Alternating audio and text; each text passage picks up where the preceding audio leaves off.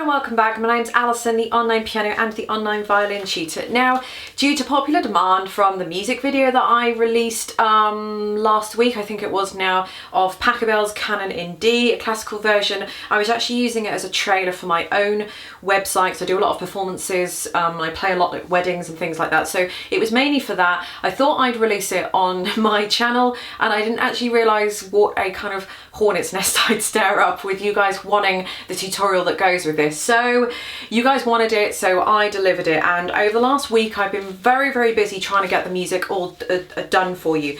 Now the sheet music for this tutorial and everything is available from my website. There'll either be a link coming up here, or I'll put, it'll be much easier if I put the link in the description bar underneath. So the music is available to buy from my shop at $2.99, and what you're going to get for that is the following. So you're going to get the sheet music of the easy version.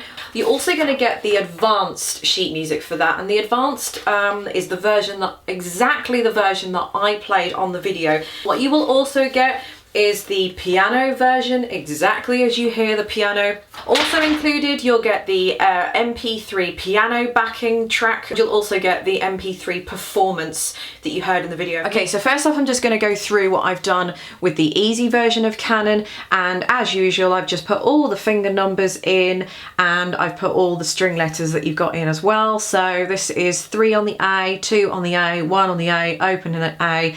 All of these are on the A string until you get to the D string. So you've got 3 on D, 2 on D, so on and so forth. You're not going to get that in the advanced version because obviously it's the advanced version. Okay, so I'm not going to play this all the way through because I've got a video all ready for this, but I'm just going to take you through where mostly you need to put your fingerings. So for this is in the key of D. So pretty much all your first fingers are going to be on the first finger dot. All of your third fingers are happily going to be on the third finger dot. I don't actually think that changes. No, it doesn't. Your second fingers are all going to be next to the third finger. So in other words, they're just going to be just behind the third finger dot that you've got here.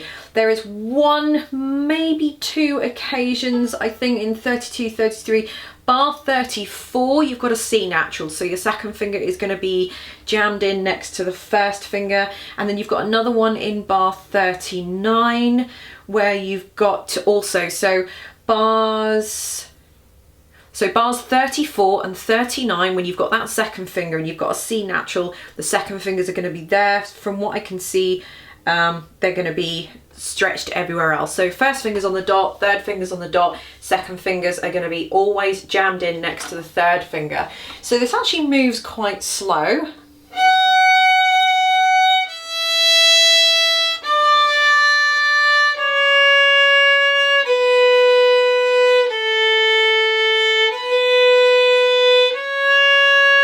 So again, I've included a lot of open strings. I always put open strings in there as a first port of call, just because open strings are a lot easier. If you want to use some fourth fingers, go ahead and use fourth fingers, it's up to you.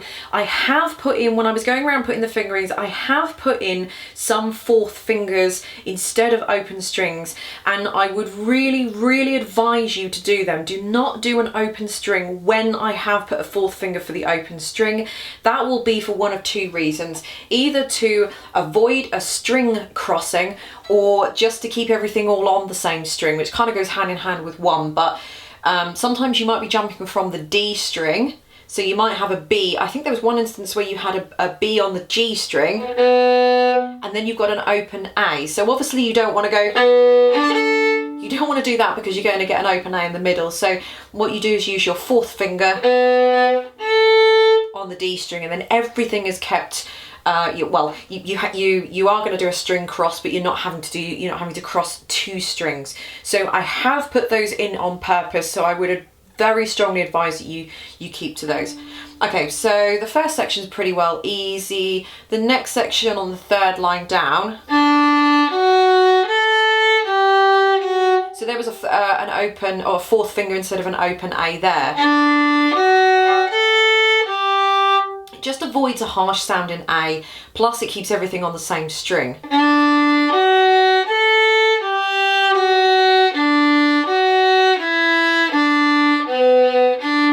So that's pretty much it with that section. I don't think there's anything complicated in there.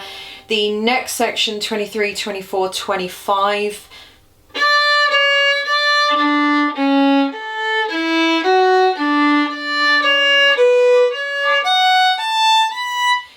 it works quite nicely in sections.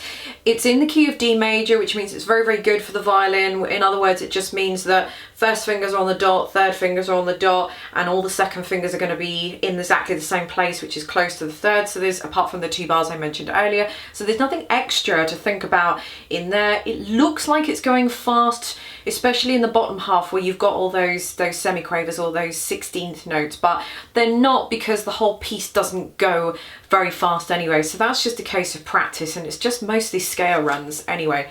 So the one thing I need to mention is that you've got in 23 to 12, 25, you've got a C sharp, which is a third finger right in the middle of 25. You've got a third finger on the G for the C sharp. Now that's probably the one exception I was saying where you've got third fingers on the dot. So for C sharp, that's C sharp on the G, and I might be right in saying that it only happens once anyway. It's going to just be over the third finger dot. The next note you've got after that is a 4, so that's just going to slot in right next to the third finger. So just to go over that again, we're in the middle of bar 25, you've got a third finger on the G, and it's got to be a C sharp because that's what the key signature says. So if you look in the key signature, you've got C sharps and F sharps. So it's not going to be on the dot for the C, that just gives you a normal C. It's going to be just slightly above it. The next note, which is an A with the 4th finger, which is another example of why you don't really want to jump from the G string to the open A, but the 4th finger just slots in right next door to it, as you can see there. So the third finger is going to basically be in the middle of the dot and that G, the dot and that 4th finger for the A. So it's going to be there. So moving on, I don't think there's anything else that's super complicated there. It pretty much just chugs along. At bar 38, so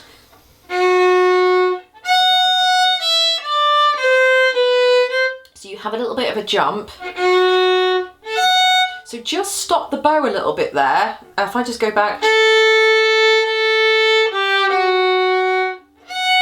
So stop the bow, stop it, move it, so you don't get, you don't want any of that. So you're just going to have to stop the bow at the end of the F, very gently and carefully move it over to the E string without trying to make any sounds at all, and then carry on. So then the next section, which is on the same line, so 38, 39, 40, so bar 41, this is kind of where it looks like the fun begins. So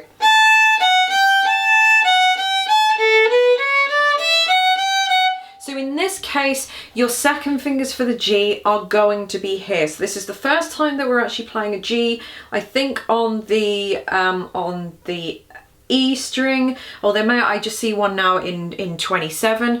So the second fingers are just going to be there. So on the other strings, they're going to be stretched. On the E string for the G that we've got here, which is now popping up, the G is going to be here for the G natural. So carrying on from bar 41.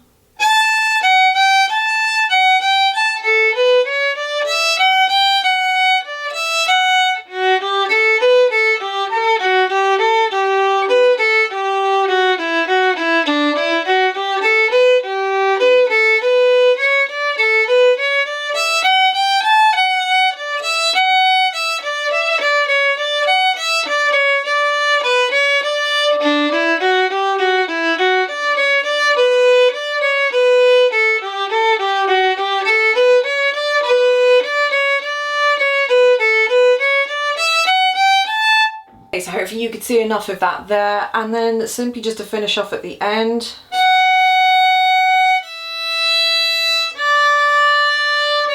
So that pretty much just carries on from what we've got at the beginning.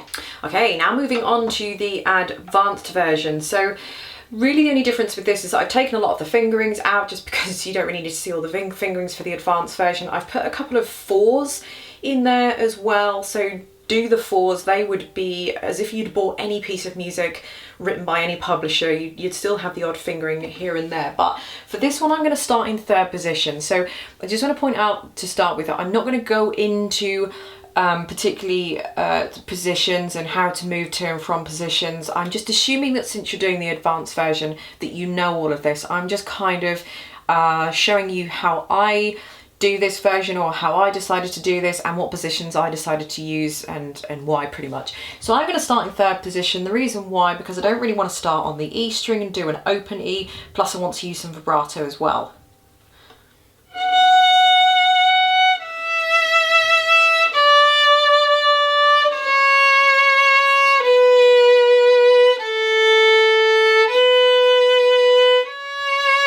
So I went down into first position in bar 10, where you've got a 2 there.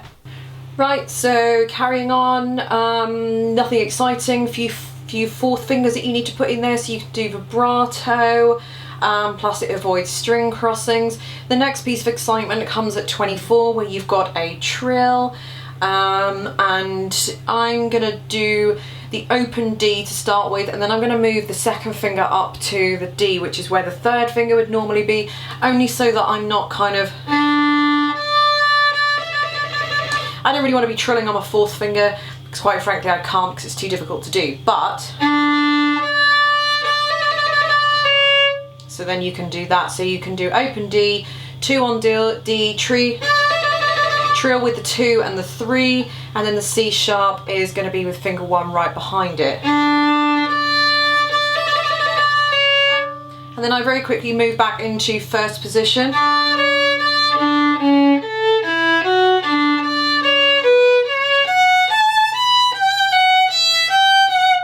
It's up to you what you want to do with the slurring as well. I didn't put any slurring in. I generally don't, because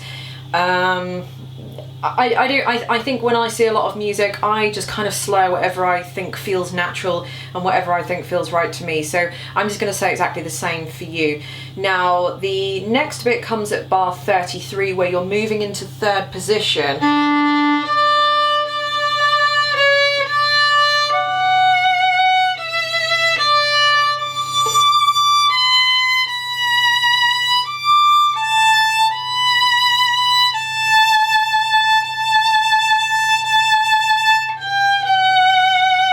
So you're here on the F sharp.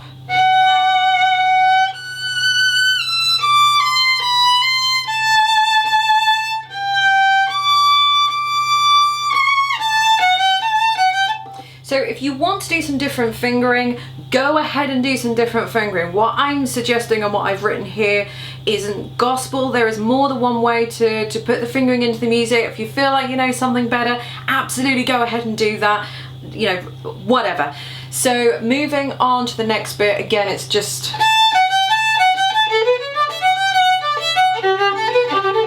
So that is just basically normal. The next bit is the last 2 lines at the end of bar 48.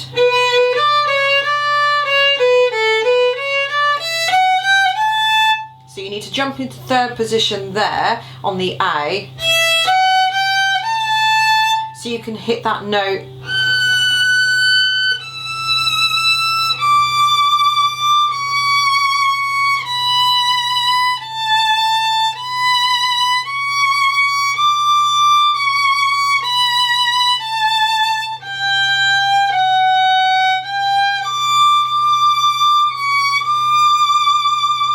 So at the end of 48, you're going into third position.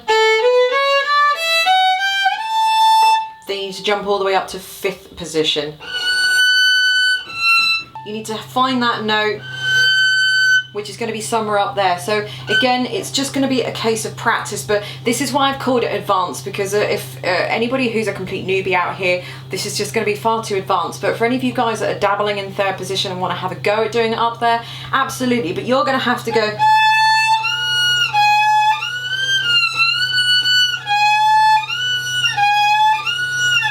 Obviously I'm exaggerating this just to show you, you know, how you can practice, but you're gonna, until you feel the gap of where it needs to be. If you want to put a little marker on there, you know, you can put a tiny little marker on there to help you gauge where the F sharp is going to be up there. But once you get up there, it's basically you're in that position.